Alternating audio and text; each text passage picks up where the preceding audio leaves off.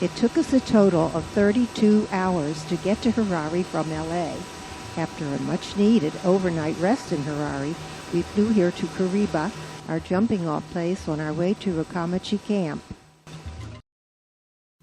The itinerary called for a plane to take us to the camp, but someone fouled up and the plane was a no-show.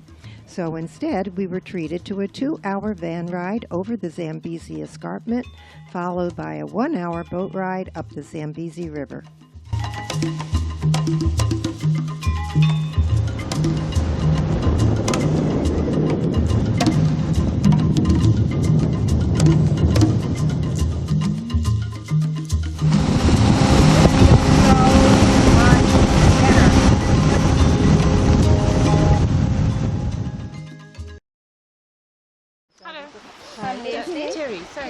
I'm Roseann. Sarah, our Rukamachi guide, greeted us warmly, but we couldn't go right to our cabins because others had the right of way. Apparently, this group comes through the camp frequently, snacking on acacia leaves and pods on their way to drink from the river.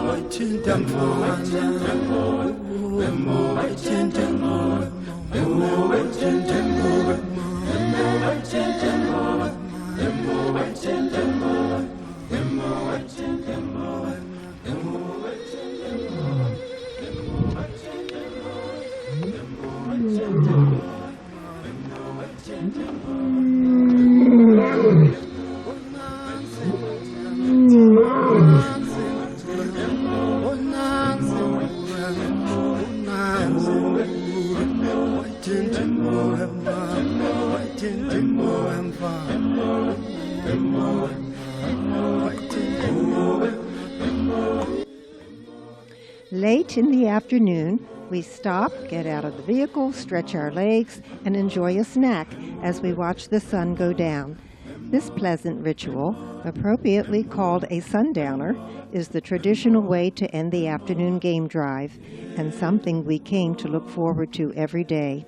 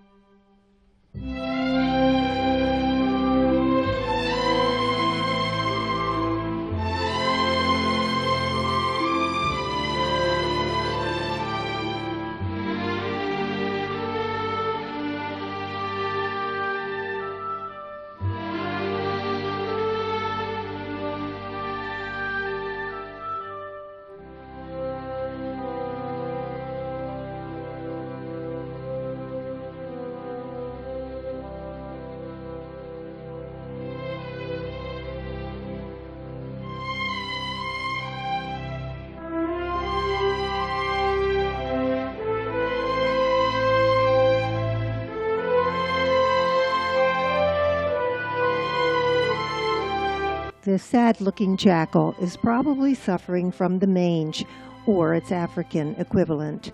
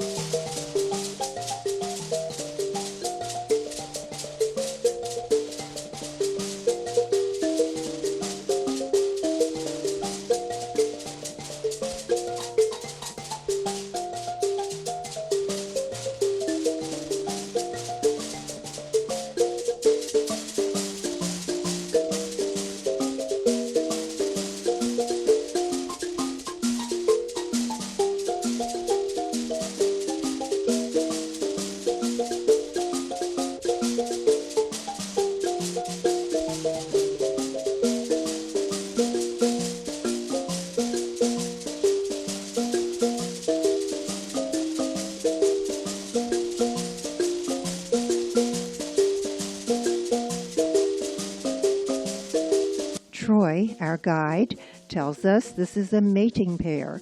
We stay a safe distance away and stare at them, and they stare back.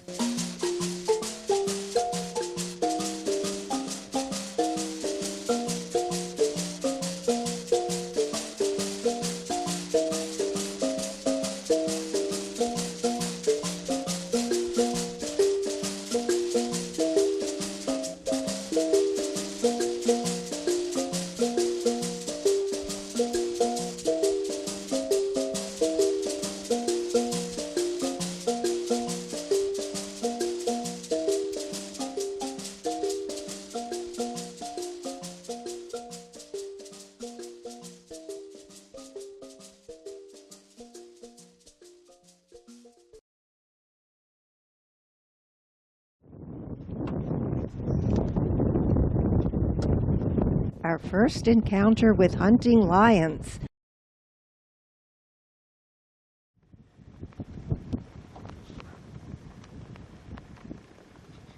This pair, a mother and daughter, is part of a pride that we will meet again.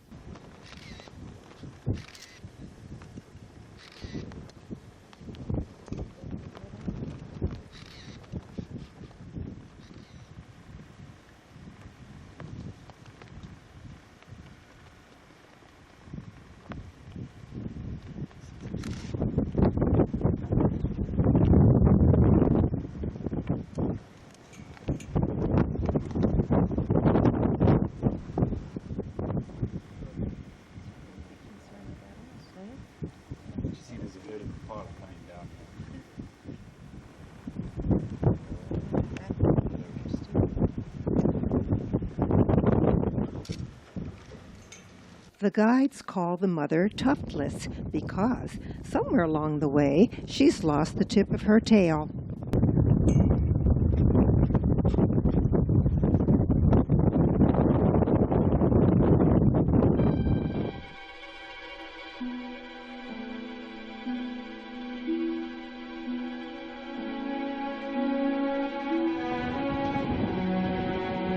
Apparently, Mom is going to let her daughter lead the attack.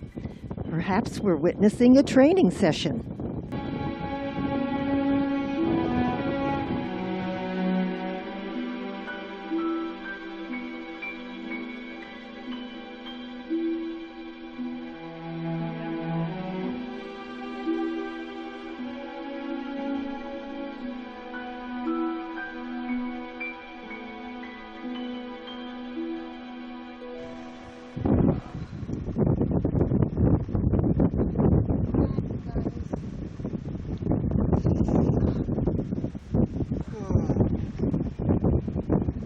Lions hunt successfully only about 20% of the time.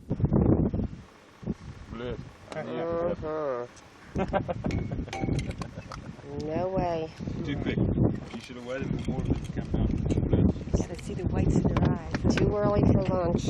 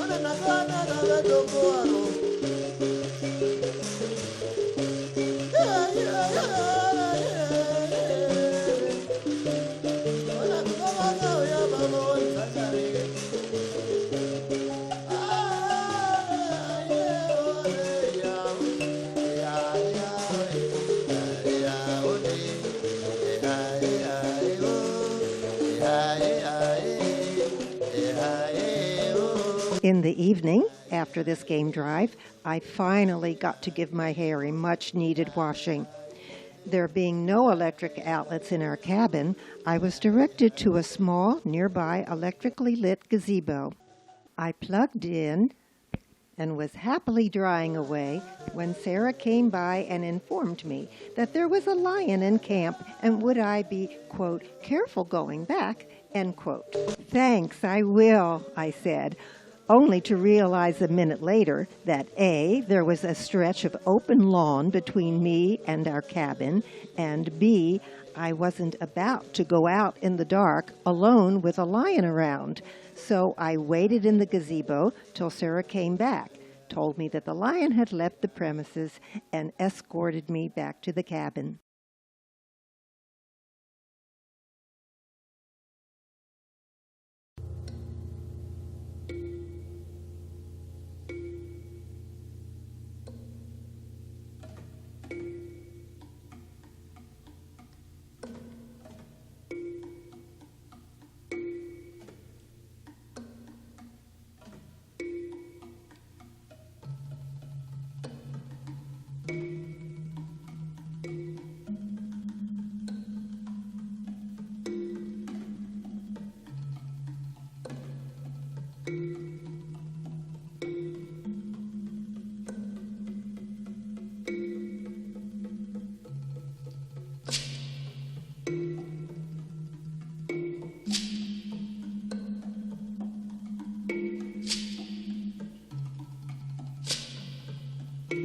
As soon as we saw Tuftless, we realized we were back with the same hunting family that we followed the day before, this time with an extra daughter or granddaughter along.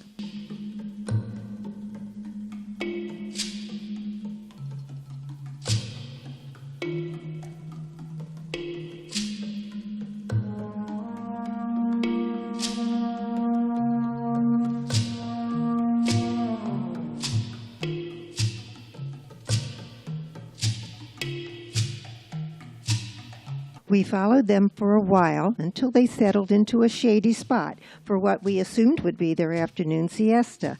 Then we turned around and headed back to camp for breakfast.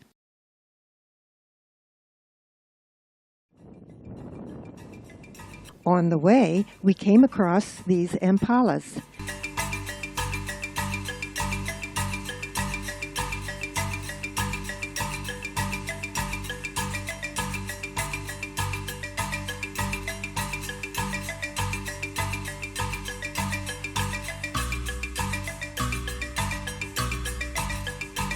And this group of zebras.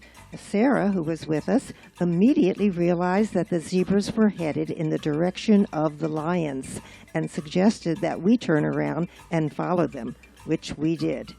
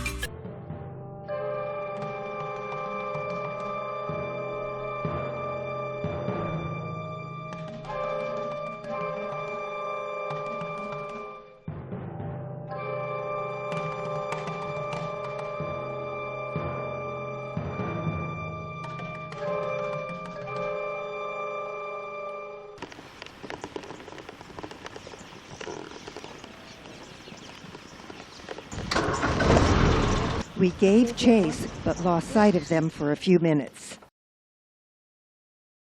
When we caught up, we found the two young ones beside what appeared to be a field, but was actually a pond covered with water hyacinth. The youngsters seemed a bit bewildered. Then Mom appeared, and it looked to us like they actually communicated the problem to her.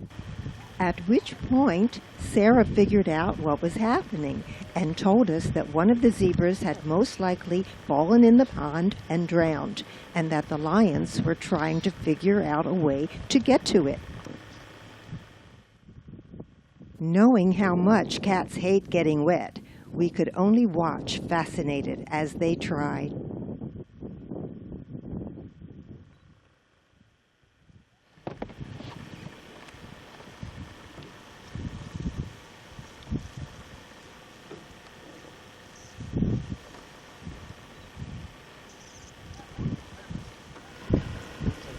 She's got it. She's got it.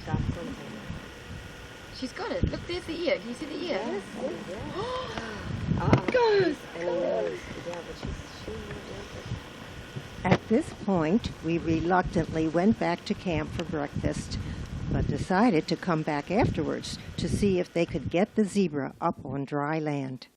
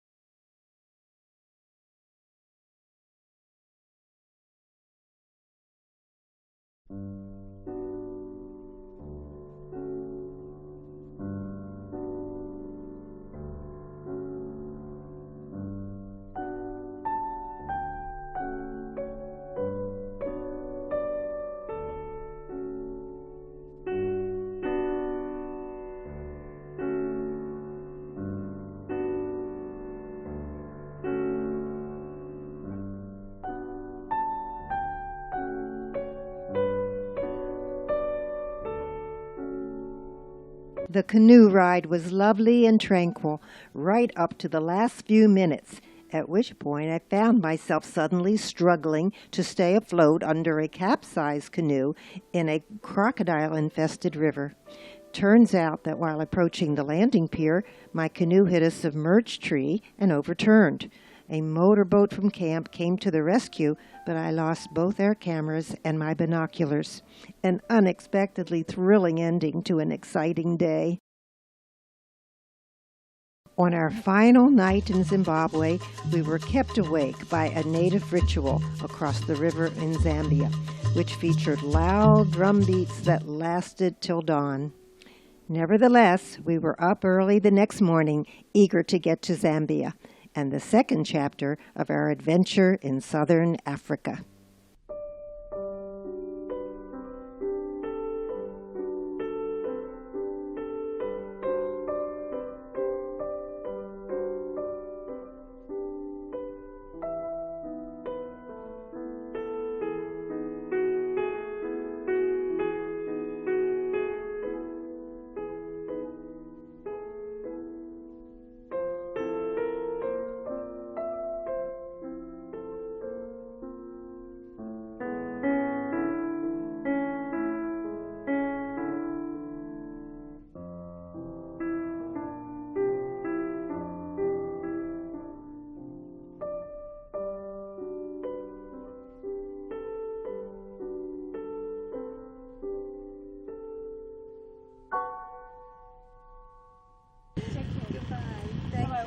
Thanks for everything. Take care. It's really been a fabulous trip.